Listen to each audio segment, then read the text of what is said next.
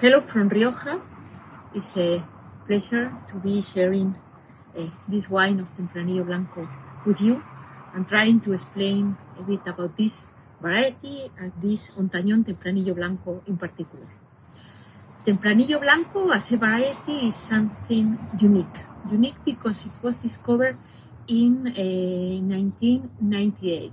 So it has like 23 years and no more.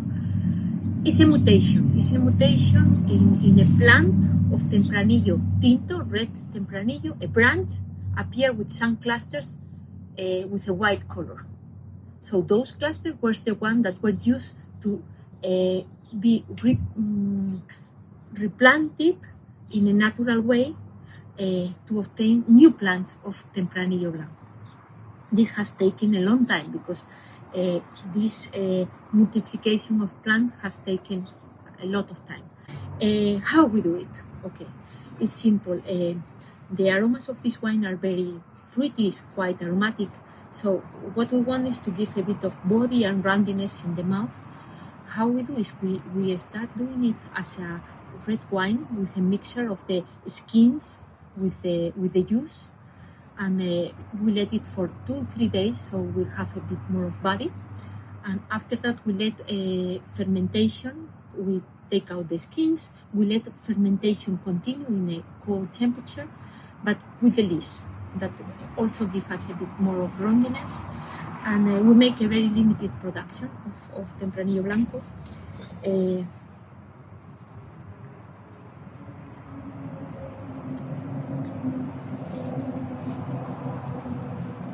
It has the nose is super tropical. Color is yellow, but with some green notes on the borders. And the mouth is super fresh, but it's bold. And for the summer is wonderful. This one has contact with lees, but has no barrel till now. We are also making essays to have it with barrel and to see the next step. What I consider with Tempranillo Blanco would be its potential for the aging process. So this is what we are studying now, and I'm very happy to present this wine in United States, this unique variety. There is a very limited production in the world because it's not being moved to other parts of the world apart from Rioja, only in Rioja, and it's like a kind of treasure that we have, and happy to share with you. Thank you, Christian, and thank you, Raquel Perez. Please enjoy tasting this wine if you have not tasted it yet. This is my second time tasting it, and I enjoy it just as much the second time.